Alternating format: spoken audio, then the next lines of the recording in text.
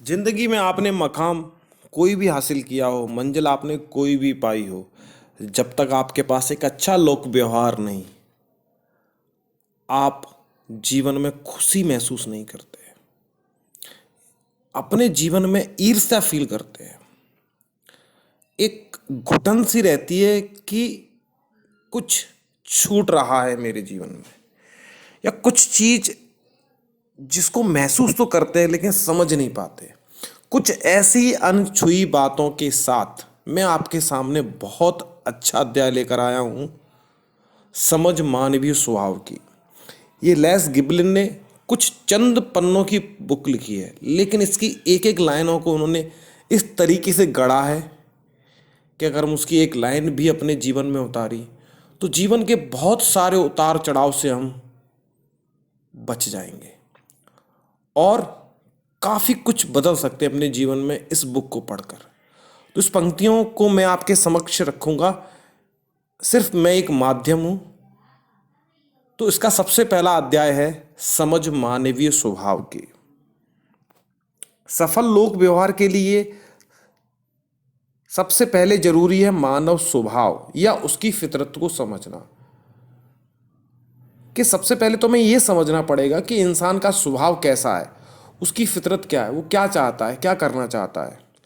जब आप भली भांति मनुष्य और उसके स्वभाव को समझ लेते हैं, जब आप जान जाते हैं कि लोग मनमर्जी के गुलाम क्यों हैं, जब आपको पता चल जाता है कि क्यों, कैसे और किन हालात में प्रतिक्रिया होती है, तभी आप मानवीय संबंधों के कुशल संचालक होते हैं।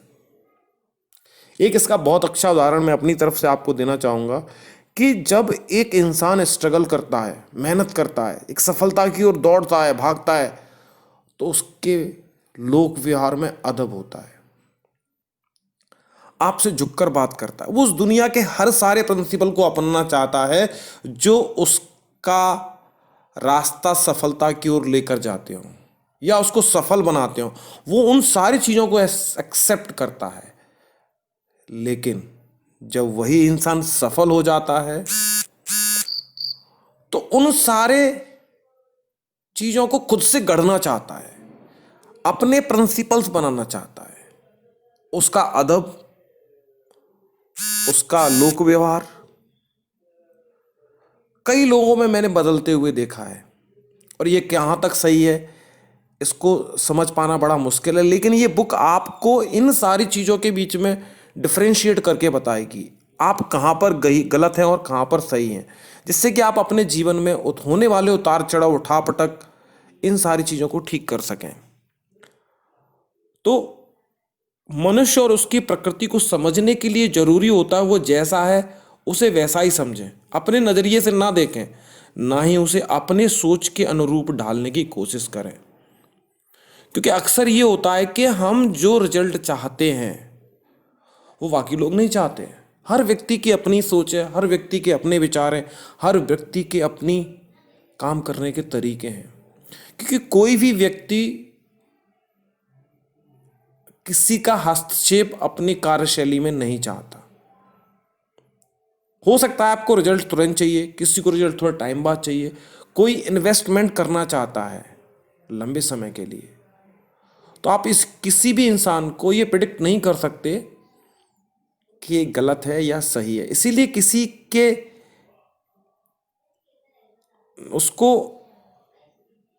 हमेशा अपने नज़रिए से ना देखें और ना ही उसे अपनी सोच के अनुरूप ढालने की कोशिश करें।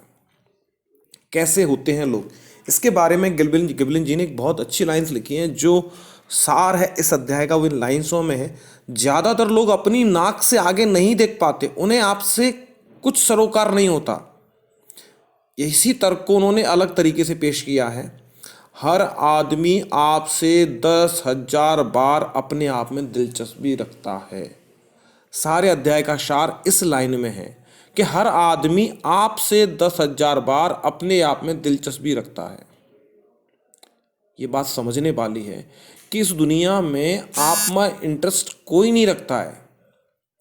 जब आप लोगों से मिलोगे तो वो सबसे ज़्यादा खुद में ही दिलचस्पी रखते हैं और खुद में ही सब कुछ भला भी अपना ही करना चाहते हैं, आगे भी खुद ही जाना चाहते हैं। और गिबलिन जी ने इसके लिए बहुत अच्छा उदाहरण दिया है इससे आपका ये कंसेप्ट बिल्कुल क्लियर हो जाएगा। याद रखिएगा, मनुष्य की एक एक हरकत के पीछे उसकी खुद परिस्थिति प्रखर होती है। यह तत्व मनुष्य के भीतर गहराइयों तक जड़ें पकड़े हुए हैं। दान पुण्य आपके अहम की तुष्टि करते हैं। दान में दी गई वस्तु से किसी का भला हुआ हो या नहीं, उसका महत्व तो बाद की बात है। निजी स्वार्थ के लिए शर्मिंदा होने का या माफ़ी मांगने की जरूरत नहीं है। यह तत्व मनुष्य में आदिकाल से चला आ रहा है और अंत तक रहेगा, क्योंकि हम सब धरती पर इसी स्वभाव के साथ पैदा हुए हैं। इस मामले में हम सब एक जैसे हैं। यह समझ लेना कि मनुष्य केवल अपने आप में ही दिलचस्पी रखता है, लोक व्यवहार का आधार है। इस लाइन को आप अंडरलाइन कर लें, एक लाइन, एक सेंटेंस अपने दिमाग के किसी भी कोने में बिठा लें और उसे परमानेंट मार्कर से लिख लें कि इंसान इस दुनिया में सबसे ज़्यादा दिलचस्पी अपने आप में रखता है, अपने घर में रखता है, अपने बच्चों में रखता है, अपनी फैमिली में रखता है। यही समझ आपकी सक्षमता, आपकी व्यवहार कुशलता बढ़ाती है। आने वाले अध्यायों में आप पाएंगे कि इसी समझ से कितनी ही सफल तकनीक उपजती हैं। तो समझने वाली मूल बात यह है कि इंसान की दिलचस्पी सिर्फ खुद में है, ना कि आप में। इसी के साथ यह अध्याय खत्म होता है। धन्यवाद।